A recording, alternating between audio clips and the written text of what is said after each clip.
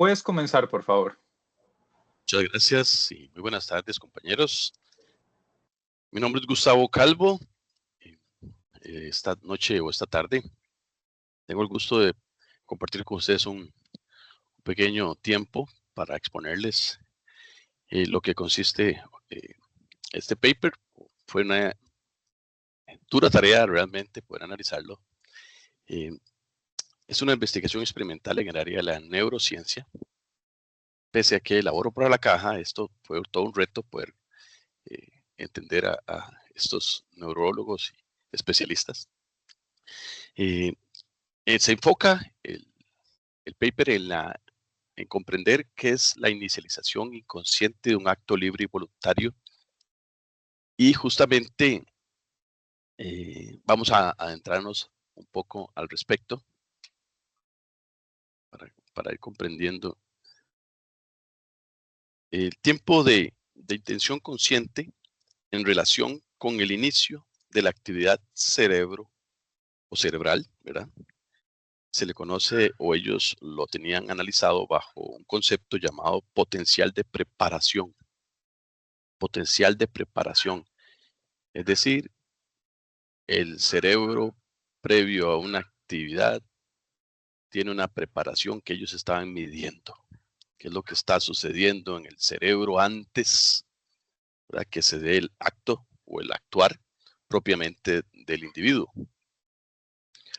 Los autores, Benjamin Libet, que es el principal, ¿verdad?, había tenido una presentación, una disertación, un trabajo anterior, un año anterior, este se da en 1983, con participación de otros también colegas que estuvieron. Él es neurólogo de la Universidad de California y podemos apreciar un poco que era un hombre que se veía bastante serio, ¿verdad? Curtis Gleason, neurofisiólogo, también tenía estudios en electrotecnia de la Universidad de California. Eliud W. Wright, que fue neurofísico también de la Universidad de California, y Dennis Kapper, que era estadista. Entonces, se llenaron de personas importantes para poder desarrollar o apoyarse en un estudio que para la época todavía ha trascendido y es sujeto de discusión hoy en día por muchos especialistas justamente en la neurociencia.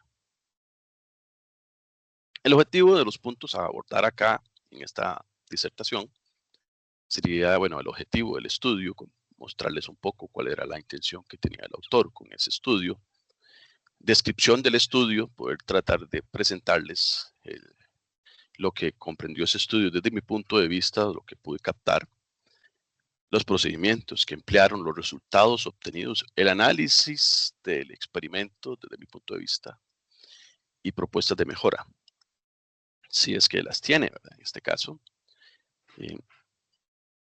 el objetivo de la investigación fue y fue siempre ¿verdad? Demostrar si el conocimiento consciente del impulso voluntario o de la intención de actuar le antecede una respuesta cerebral y con qué tiempo de antelación se da.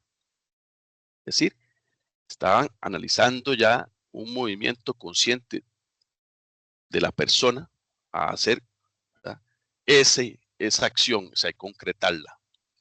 Pero aquí había un pero, más adelante vamos a ir viéndolo, porque hay una variante con el estudio que él había hecho un año anterior, donde medía el tiempo, sí, en el que el cerebro se preparaba para ejecutar el estudio, o ejecutar, perdón, la acción, pero medían ese tiempo que no era consciente.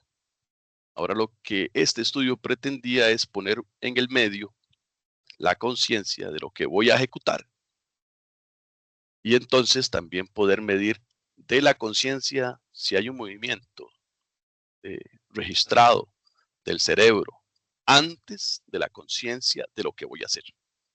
No sé si hasta ahí este asunto se está tornando un tanto difícil. Tengo un esquema para ir mostrándoles más o menos cómo fue que lo fue desenmarañando, ¿verdad?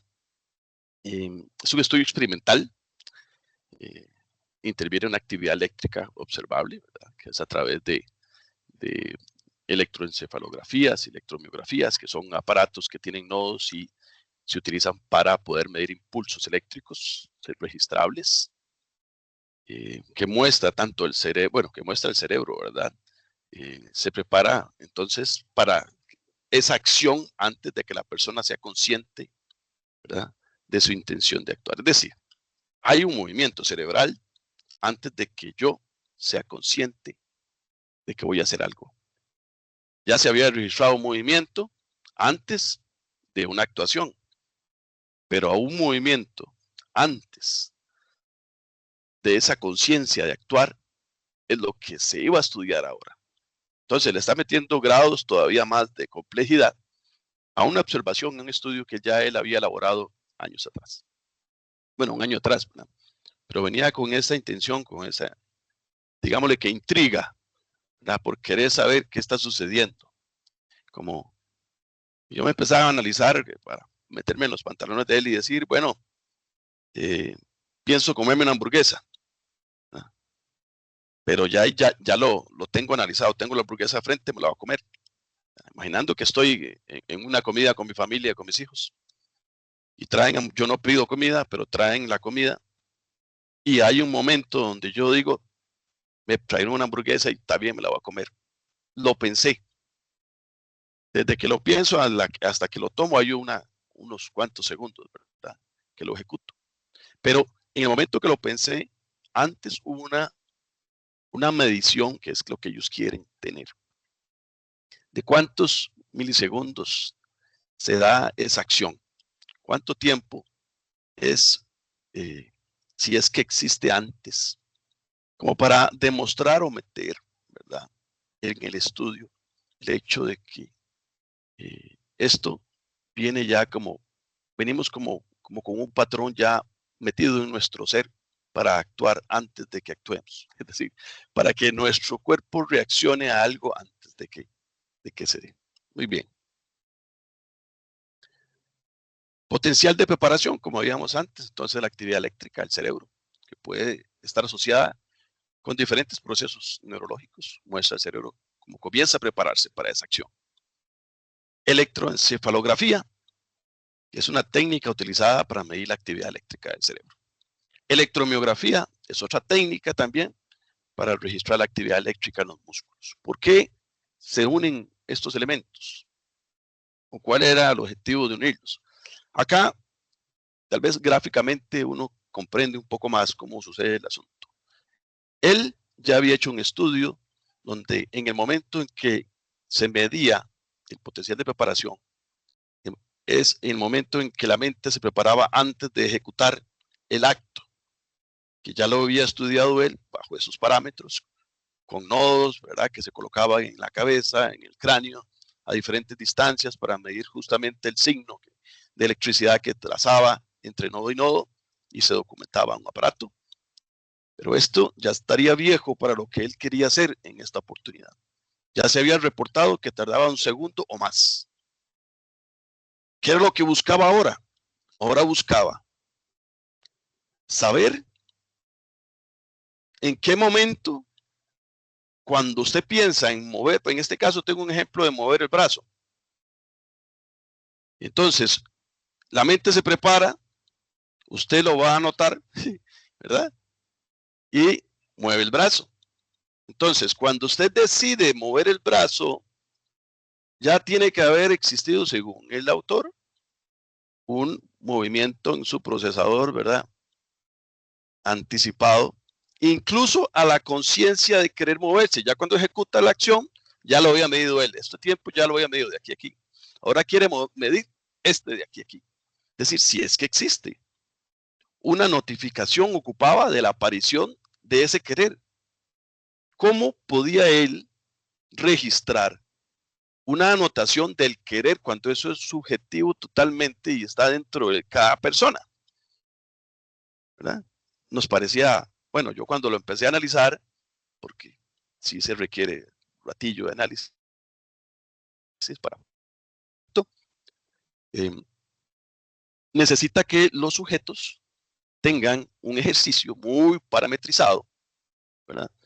Para que recuerden ciertos momentos en total relajación, ¿verdad? Y que espontáneamente decidan hacer algo, ¿verdad? Se acuerden en ese instante de lo que decidieron hacer, ¿verdad? Y que lo ejecuten. Entonces, como hay impulsos que se están guardando acá, ¿verdad? Y también con la electromiografía se está colocando en el brazo, propiamente la muñeca. Aquí el dibujo no es tan ilustrativo, pero es propiamente la muñeca. Ellos también le van a decir, por ejemplo, no es el acto de comerse la hamburguesa, ¿verdad? Aquí, obviamente. Es el acto de mover un dedo o de mover una mano. Pero antes piénselo.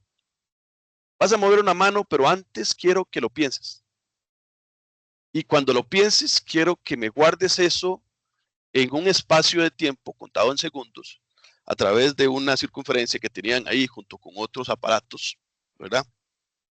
Un osciloscopio, solo la palabra, bueno, ya, yo sé que aquí los de electrónica sí la saben, ¿verdad? Pero yo no lo conocía. Lo que hace es generar una luz, un haz de luz que va girando, ¿verdad? Va girando, dura 2.6 aproximadamente, 2.6 segundos en dar toda la vuelta, ¿verdad? Va girando alrededor de las manecillas del reloj, al orden de las manecillas del reloj, dura 2.6 segundos. Ellos tienen que ir viendo porque esa circunferencia tiene mediciones igual que los tiempos del reloj. Entonces ellos van a saber en qué posición que está oscilando ese osciloscopio, ¿verdad? Que la redundancia, en qué posición se detuvo o en qué posición guardó usted en memoria usted, ¿verdad? El deseo de hacer el movimiento del dedo, ¿verdad? Y ellos guardan ese espacio en que usted les va a decir en qué momento lo hizo, le va a decir cuántos segundos fue a partir de que el osciloscopio empezó a moverse y en qué posición del osciloscopio fue. Y ellos con eso toman las métricas para poder identificar si hubo o no un movimiento del cerebro previo a la intención, ¿verdad? Al querer hacer el movimiento con la mano. Y obviamente también graban el movimiento con la mano.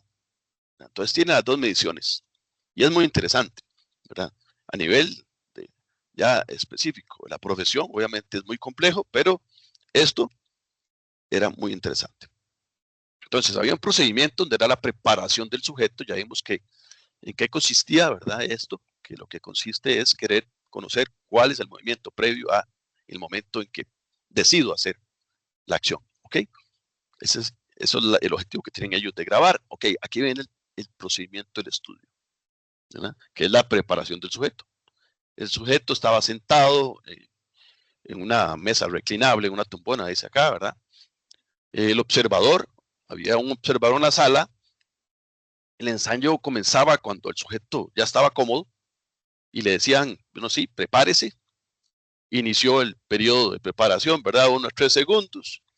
El sujeto relaja sus músculos, fija su mirada en el osciloscopio que estaba a casi a 2 metros de distancia de él, ¿verdad? Y empieza el asunto, ¿verdad? Empieza el asunto, ahí podemos ver al hombre relajado, ¿verdad? Este es el osciloscopio, para que tengan más o menos una idea. Ese osciloscopio lo hacía girar esta pequeñísima computadora que tenemos ahí al frente, que PDP-12 era la PC, eso creo que era de IBM, y eso que vemos ahí, que está a la par, es justamente lo que tiene ese osciloscopio ahí pegado, ¿verdad? No sé si logran ver acá, es esto mismo, y aquí tenía que él ir viendo cómo giraba esto, ¿verdad? Cómo giraba ahí el osciloscopio, y recordar en el momento que tuvo la intención de ir contando los segundos a partir del momento de inicio, ¿verdad? Y él decía, bueno, ok, se me ocurrió hacer tal cosa, pum, fue aquí al 15. y iba por el segundo, ¿qué? Iba por el segundo 5. Y seguí y moví el dedo. Y ellos van captando ese movimiento. Cuando movió usted el dedo y le van a preguntar luego a la sesión, bueno, ¿en qué momentos fue? En los que usted recuerda que se dio eso y en cuántos segundos. ¿En qué ubicación tiene aquí en la escala y en cuál segundo fue? Entonces, no era fácil ser sujeto de esta investigación. Es decir, ser una persona de los que participaba acá era un caso elegido, podríamos decirlo así. Eran estudiantes de la universidad, eh, eran dos grupos de 3 personas cada grupo. Uno de los grupos estaba conformado por 3 mujeres, el otro estaba conformado por 2 hombres y una mujer. Y como en todos los ensayos, ¿verdad? De este tipo, algo sale mal, ¿verdad? Siempre, por más que quiera uno ser perfeccionista. Hubo una de ellas que tuvo problemas ahí con los nodos que se le colocaban en la cabeza, entonces no le sirvieron muchas de las mediciones que se tomaron. Entonces, el punto luminoso, ¿verdad? De cómo giraba esto, el sujeto sigue las instrucciones específicas para mantener la mirada fija y evitar parpadeos innecesarios. Venían actos voluntarios, que esos son los tipos de series, ¿verdad? Que ellos manejaban en el procedimiento. Actos voluntarios auto iniciados y estímulos cutáneos a ritmos desconocidos, aleatorios. Es decir, habían actos, habían formas de hacer estas mediciones, donde una era porque usted quisiera hacerlo, cuando usted quisiera hacerlo, relájese, hazlo cuando usted quiera, y lo otro es cuando sienta el ritmo y lo que yo le voy a pasar, la electricidad que le voy a pasar. Entonces el sujeto observaba la posición del reloj, como le decía, e informaba lo que sucedía en la hora que tenía que suceder. ¿Qué podemos hablar en cuanto a los resultados? Bueno, esos actos espontáneos, dice el autor, pueden suceder inconscientemente. Quedarían al menos 2 tipos de condiciones en las que el control consciente podría ser operativo. Y sería cuando hay un veto, es decir, cuando usted tiene la idea de hacer algo pero la aborta, ¿verdad?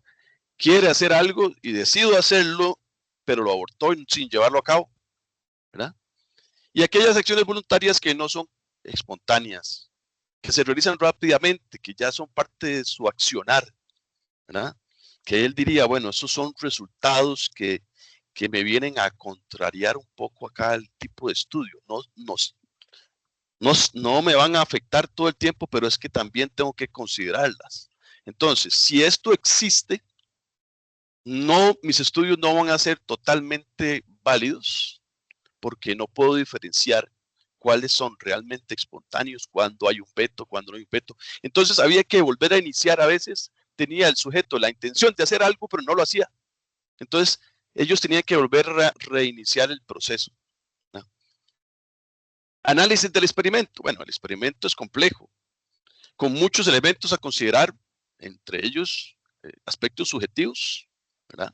Porque estaba clara la necesidad de entrenamiento para que esta persona desarrollara sus actividades. Se dice que a veces habían sesiones hasta 26 experimentos, 26 veces se tenía que preparar en varias sesiones, se llevaban hasta medios días, ¿verdad? Jornadas, medias jornadas, solo en preparaciones, porque para que algo surgiera como ellos lo tenían planeado, obviamente no es la cotidianidad de las personas.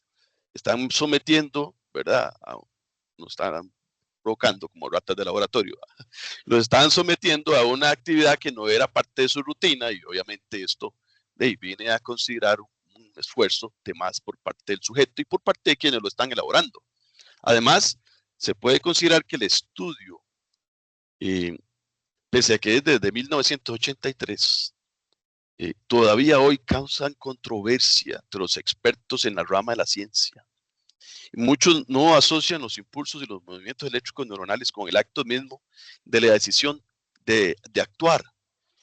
Pero él montó un precedente o está todavía vigente en muchos casos donde se dice, bueno, que si nosotros venimos, como les decía inicialmente, con un chip de previo, ¿verdad? Planificados para que hagamos, porque si el cerebro se mueve antes de que nosotros tomemos una decisión, quiere decir que algo nos impulsa.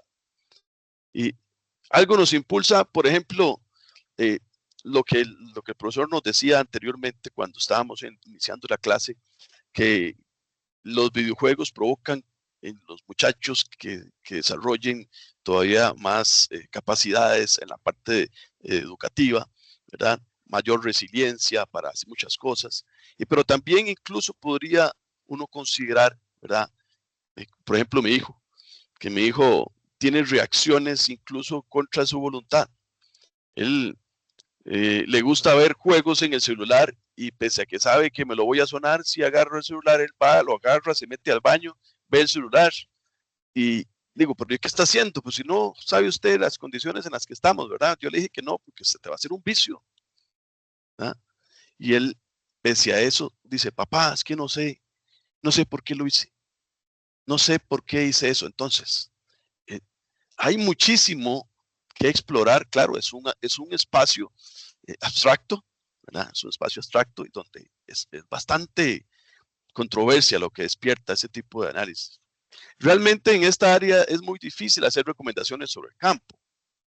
No obstante, si algo es notorio con el experimento es lo complejo de interpretar el paper, producto no solo de la tecnicidad, ¿verdad? Sino también de aspectos que como recomendación, ¿verdad? A los lectores podría ser más sencillo, tal vez alguna información que venga con mayor preparación, sabiendo que esto está hecho para un gremio específico, obviamente, ¿verdad? Si lo agarra otro neurofísico, pues le entiende pues, desde de inicio hasta el fin todo con una sola lectura. Yo le tuve que pegar como 15 lecturas e incluso mientras dormía, ¿verdad? Tratar de imaginarme cuál era el proceso que había que hacer. Por otra parte, el tener muestras o grupos tan pequeños para probar algo tan importante es de considerarlo. Es de considerarlo, porque no vamos a asumir que con 6 personas que evaluó que una de ellas no le salió tan buena, con 5, ya vamos a tomar esto como que es una realidad, ¿verdad? Entonces, sí queda pendiente todavía un poquito más de análisis en ese aspecto. Compañeros, esa es mi presentación esta tarde. Espero haya sido de agrado para ustedes y para, bueno, que tuvo la oportunidad de escucharme. Si tuvieron oportunidad de leer también ustedes o van a tenerlo en algún momento, este paper, pues van a compartir conmigo cualquier otro detalle que consideren. Profesor, y muchísimas gracias por el tiempo. Muchísimas gracias, Gustavo. Bueno, de hecho lo mencionaste, yo no sé si pudiste profundizar un poquito en el contexto de este paper, pero resulta que este paper lo utilizan como para referencia, como la demostración de que el libre albedrío no existe. Hay incluso neurocientíficos que lo han utilizado como con referencia a ello, hasta los mismos investigadores que realizaron el estudio dicen que no, que el paper no demuestra eso y dista demostrar eso. También hay otros papers que se han hecho, otras investigaciones que se han hecho a manera de crítica del estudio empleado, pero sí desde la neurociencia hay varios propositores que defienden lo que vos mencionás de que, o lo que se ha mencionado en el paper, de que libre albedrío no existe. Un ejercicio sencillo que hacen es, piensen en 3 películas que se les venga a la mente. Y a ustedes la mente les va a generar 3 opciones. Y resulta que ustedes en su vida no han sido expuestos a estas 3 opciones. Ustedes en su vida han sido expuestos a miles de películas. Pero su mente no les da la oportunidad de recorrer las miles de películas para seleccionar las 3 que ustedes quieran seleccionar, sino que nada más le genera 3. ¿De dónde vienen esas 3? Es un argumento de que ya raya en la filosofía, ¿verdad? De qué es lo que de cuál es el mecanismo que genera esa respuesta a la hora que uno quiere pensar. Este estudio es muy interesante porque básicamente lo que querían era predecir su acción antes de que usted conscientemente lo decidiera. Era, yo decidí en el segundo 3 que voy a tocar con mano derecha, pero en el segundo 2 los investigadores ya sabían. Esa era básicamente pues la esencia del experimento. Parece con los resultados que mostraron que así era, sin embargo, hay un montón de aspectos a considerar. Por ejemplo, el tiempo de respuesta entre que usted decide que se va a mover y en lo que usted mide el mecanismo que tenían para llevar el tiempo. Entonces, ya para ir terminando, también está muy acertado lo que mencionaste en recomendaciones. El tamaño de la muestra, eso es indispensable. Siempre, siempre, siempre se va a requerir un tamaño de la muestra, idealmente más participantes. También hay limitaciones tecnológicas. Habría que ver ya ahora con Neuralink, ¿verdad? Literalmente con electrodos en la cabeza, si efectivamente una investigación de esta clase todavía se sostiene, pero te agradezco mucho, Gustavo. Voy a proceder a... bueno, tenemos aquí de Andrés Obando una Sí. participación. Nada más un pequeño aporte, que me gustó mucho el paper y bueno, yo practico karate y una cosa que por la que entrenamos, digamos, es como para tener estímulos sin pensarlos antes, digamos. Uno no piensa en bloquear una patada, sino que nada más uno ve, o sea, uno nada más como que lo hace. Entonces, o sea, me gustó bastante el paper por eso, porque como ayuda a entender un poco como esos estímulos que uno tiene, ¿verdad? Y ya ayuda a comprender si cosas como la memoria muscular cuentan como ese mismo tipo de estímulo. Sí, de hecho eso que mencionas porque, bueno, lo que se llama la memoria muscular al fin y al cabo es el sistema nervioso, ¿verdad? Y el cerebro es parte del sistema nervioso, entonces es memoria al fin y al cabo. Entonces, de eso hay un montón de anécdotas vacilonas, incluso a nivel instintivo. El caso, es un caso trágico, pero es uno que yo había visto que está documentado, era la persona que decidió ese día que iba a ir a su casa a acabar con su vida. Iba de camino a su casa a acabar con su vida y un carro casi lo atropella y se quitó. Entonces, ¿verdad? Eso es bastante, bastante, bastante curioso, pero sí, el tema da para mucho. Muy bien.